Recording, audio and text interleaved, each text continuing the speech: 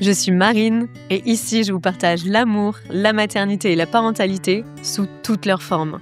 Chaque semaine, découvrez des récits authentiques, d'espoir et de réussite, pour aider les familles à mieux grandir, mieux vivre et mieux vieillir. Bienvenue dans ma safe place qui devient la vôtre. Bienvenue sur Eden Stories.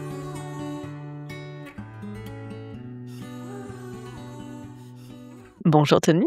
Bonjour mon cœur. Ça va ? Ben oui, très bien. On se retrouve aujourd'hui pour le deuxième épisode du café du mois d'octobre, pardon. Ouais, ça fonctionne. Notre petit rendez-vous mensuel. On a du mal ce matin. Ouais. Notre petit rendez-vous mensuel où on parle. Donc pour ceux qui découvrent ce format, une fois par mois, on parle des épisodes qu'on a déjà enregistrés, quelques anecdotes, quelques petites infos en coulisses. On débrief. On peut aussi aborder quelques sujets de couple, comment nous on vit les choses aussi, parce qu'on est jeunes parents, parce qu'on est entrepreneur, parce qu'on est amoureux, parce que voilà, il y a plein de choses à dire autour de ça. On est d'abord amoureux avant d'être entrepreneur. Ouais, c'était pas dans le bon Il s'est ordre. mal exprimé. On est amoureux, jeunes parents, entrepreneurs. Voilà. Merci pour les fleurs. Avec plaisir. C'est la saison des tulipes. Ouais. Donc si vos amoureuses aiment les tulipes, c'est le moment d'aller chercher un petit sourire en offrant un petit bouquet bien fleuri. Alors, que s'est-il passé ce mois d'octobre qui s'achève bientôt dans quelques jours ? Il s'en est passé des choses. On a participé à notre premier salon d'entrepreneurs, justement, animé et créé par Mélanie Rodriguez de chez Musette. Pour la petite histoire, Mélanie, c'était ma meilleure amie au lycée. On a vécu de grandes aventures ensemble et on s'est perdu de vue par la suite. Et plus de 10 ans plus tard, on s'est retrouvés dans ce jardin des muses. Je vais pas chialer. Mais j'avoue que ça m'a fait quelque chose et de partager ça avec elle, c'était un très beau moment. On a rencontré des gens incroyables. Franchement, c'était fou. Le Jardin des Muses, c'est quasi exclusivement des femmes entrepreneurs. Alors il y a aussi des hommes, mais à la base c'est un réseau de femmes. En fait, il y avait que des gens passionnés qui ont pour la plupart tout quitté pour se lancer à leur compte ou en tout cas dans leur activité. Donc il y avait une énergie qui était ouf. On n'a pas eu de chance sur la météo du samedi. Ouais, belle tempête. C'était en plus le jour où on enregistrait 2 épisodes, dont celui de Lisa Germano. Bon, on en reparlera un peu tout à l'heure. Et malgré ça, il y a quelques musettes du coup qui sont restées sur place, dont nous. On a partagé un peu de bouffe, un peu de boisson. Enfin, c'était marrant comme atmosphère, tu vois. Il y avait le mince, tout se passe mal et en même temps. Toutes rassemblées dans le salon, là. Ouais. Une a bossé sur l'ordi, l'autre a parlé se rencontrer, Inès se qui faisait découvrir. les photos en même temps pour les gueules tirées. Enfin, c'était super chouette ça aussi. C'était un bon moment. Mais nous, du coup, dès la première journée, on était installés dehors pour nos 2 épisodes du samedi. Mais bon, écoute, ça s'est très bien passé. On a fait un studio éphémère, donc on a amené tout le matériel là que vous voyez, les micros, les casques, les caméras, et on a enregistré donc dans des conditions extrêmes. 4 super épisodes que vous avez pu découvrir du coup sur le mois d'octobre. Et il manque celui de Chloé qui sortira la semaine prochaine. Mardi. Donc là, cet épisode est diffusé le vendredi, et donc voilà, dans 4 jours, vous avez le dernier épisode de on va dire cette édition Jardin des Muses avec Chloé, qui est aussi une amie d'enfance. Oui, une amie du lycée aussi, même époque. Alors Chloé, c'est drôle parce que pour le coup, elle m'a réécrit au moment où on a créé Eden, juste après. Elle était enceinte et elle allait accoucher, elle avait une grossesse ultra compliquée. Et quand nous, on est partis accoucher de Paolo, du coup de notre petit garçon, elle m'a envoyé un message, elle s'est retrouvée aussi en urgence à la mater et on s'est dit qu'on allait se revoir et qu'on allait parler de tout ça. Et je suis très heureuse de l'avoir fait au micro d'Eden Stories. Ça a vraiment du sens pour le coup. Donc vous allez voir, mardi, il y a un épisode assez difficile. Quand je dis difficile, c'est pas à travers des drames, mais c'est à travers des obstacles répétés pendant la grossesse, en postpartum. En fait, ça s'arrête jamais. Et elle va traverser tout ça avec une force et en même temps une fragilité, parce qu'à la fin, elle craque et a dit qu'elle est partie voir un psy, etc. Donc je trouve que l'épisode est assez intéressant et qui va certainement parler à beaucoup de femmes qui traversent aussi les mêmes baby blues, c'est ça qu'on dit. Ouais. Donc un épisode très intéressant à découvrir mardi sur Eden Stories. YouTube, Spotify. Non, je sais très bien ce que tu voulais que je dise. Et peut-être un jour sur Disney+. Le petit clin d'œil. Un petit clin d'œil. On en parlera parce que ça a animé aussi notre mois d'octobre. Oui, c'est sûr. Et d'ailleurs, Chloé, pour ceux qui la connaissent pas, parce que la plupart ne vont pas la connaître, Chloé commente toutes les publications, commente tous les épisodes avec des mots justes. C'est pas juste un petit commentaire super top. Elle prend le temps de d'écrire aux mamans, aux papas qui viennent témoigner avec un message toujours touchant. Elle écoute réellement les épisodes. À chaque fois, elle nous fait un retour super sincère et avec des mots justes. C'est super chouette à lire à chaque fois. C'est vrai que c'est mon petit rendez-vous, ça, Ouais. le petit commentaire de Chloé. Donc elle commence à se faire connaître en tant qu'active dans la communauté, on va dire, Hidden Stories. Donc voilà, Chloé, petit n'hésitez bisou pas à lui à faire Chloé. un joli message, ça lui rendra la générosité qu'elle nous a tant partagée. Alors, le premier épisode qui a été diffusé ce mois-ci, c'était... Je prends mon anti-sèche. Lisa Germano. Mais c'était le premier du mois. Il y a eu une autre Chloé. Un épisode mais ultra oui. difficile. C'était très émouvant de l'enregistrer, cet épisode. Pareil, Chloé nous avait écrit un mail. Pour l'anecdote, pareil, je peux le raconter. Chloé nous avait écrit un mail il y a de ça plusieurs mois, pour le coup. Et puis, j'étais en voiture quand j'ai lu ce mail. On était à l'arrêt. Tony était descendu chercher des viennoiseries à la boulangerie. Et j'étais avec les enfants dans la voiture. Et je reçois un mail sur Hidden Stories, donc je le lis direct. Et en fait, il y avait des photos à ce mail, il y avait un récit de vie bouleversant. Et quand Tony est remonté dans la voiture 2 minutes après, il m'a retrouvée en larmes. Il m'a dit, qu'est-ce qui se passe?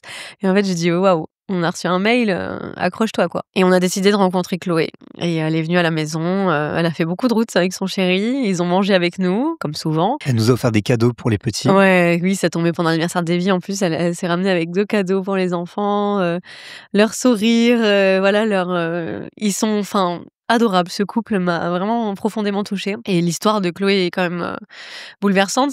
Donc c'était un épisode assez dur. Et donc ensuite est venu l'épisode de Lisa Germano. Une influenceuse, pour ceux qui la connaissent pas, plutôt axée mode, lifestyle, plutôt femme, mais en l'occurrence, elle est aussi maman. Elle avait un peu peur d'avoir cette étiquette en parlant trop de sa maternité, etc. Et donc c'est la première fois qu'elle venait sur un podcast pour parler de sa relation amoureuse, de sa maternité, de la parentalité. Enfin, en tout cas, voilà, c'était une vraie conversation intime et c'est la première fois qu'elle le faisait. Grâce à ça, on a pu monter quand même dans le top 4 sur Apple Podcast et sur Spotify. Voilà, il y a des catégories et en l'occurrence, sur la catégorie parentalité, on est venu chatouiller Bliss, la matrescence, etc. qu'on adore, hein, mais ça nous a fait plaisir d'être Bah oui, carrément. juste à côté d'eux. C'était une grosse fierté, c'est sûr. Ça faisait bizarre d'ailleurs, j'arrivais pas à me le dire que c'était réel. Et alors, qu'est-ce qu'on apprend dans l'épisode de Lisa Germano?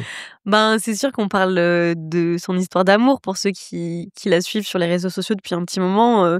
C'est vrai qu'on connaît les grosses lignes, mais en détail, c'était chouette de savoir un petit peu ce qui s'est passé entre eux. Donc il y a quand même une histoire d'amour qui dure depuis bien des années, depuis le lycée. Ensuite, sa grossesse surprise, le côté aussi femme entrepreneur, puisque Lisa, c'est pas qu'une, entre guillemets, influenceuse. Elle aime créer, c'est une vraie entrepreneur. Là, ils vont ouvrir bientôt un restaurant-café, on sait pas trop, on va bientôt découvrir, il y a un concept qui va s'ouvrir sur Bordeaux. Donc c'est très intéressant. Et puis comment on mêle sa vie de maman à tous ses projets de vie et comment on trouve la place de l'enfant là-dedans, comment on trouve sa place de maman, de parent et de couple. Ce qui est intéressant, c'est qu'elle appréhendait vachement de devenir maman parce que pour elle, ça allait être un frein, voire même une fin de carrière. Et en fait, ça a été un moteur et elle l'explique très bien à travers ses multiples projets. Donc un épisode très intéressant pour tous ceux qui cherchent à briser leurs croyances limitantes.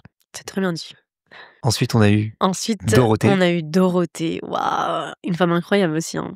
Franchement, pas facile non plus, parce que Dorothée, elle a appris qu'elle avait un cancer à 8 mois de grossesse aussi. Donc très compliqué de se dire, ok, je vais mettre un enfant au monde, mais est-ce que moi, je vais pas perdre la vie et jamais voir mon enfant grandir? On parle aussi d'amour, parce qu'elle a une vision de l'amour qui est très intéressante. Et puis, son combat au quotidien, comment elle a traversé ça, très très bien entourée. Ça fait chaud au cœur de savoir qu'il y a des gens comme ça qui sont aussi bien entourés dans leur vie. Elle met le doigt sur l'entourage, sur les ressources, qu'ils soient professionnels, qu'ils soient amicaux, qu'ils soient voilà. Donc l'importance de nos liens proches dans des combats comme ça. Et j'ai beaucoup aimé le ton de cet épisode. Et là, aujourd'hui, est sorti notre dernier épisode. Alors là, c'est un couple qui est venu nous parler, Léa et Valentin. Alors, super intéressant parce qu'on n'avait jamais eu le cas ici. Eux, ils ont carrément réinventé leur métier parce que pensaient que leur métier n'était pas compatible avec la parentalité. Et effectivement, le métier de cuisinier, tout ce qui touche à l'hôtellerie, c'est des horaires compliqués. La restauration. La restauration, voilà. Et on se dit, comment on va faire si on a un enfant, on va pas pouvoir continuer et être parent. Et il est super enrichissant cet épisode. Ils sont trop chou, quoi. C'est un épisode de passionnés, de gourmands, déjà à la base. Voilà, on va parler cuisine. Ça nous a donné envie, après ça, de manger, tout, d'aller dans un bon restaurant. Franchement, j'étais là, je salivais, quoi, quand on discutait avec eux. Et surtout, c'est vrai que c'est des sujets à lesquels on n'avait jamais pensé.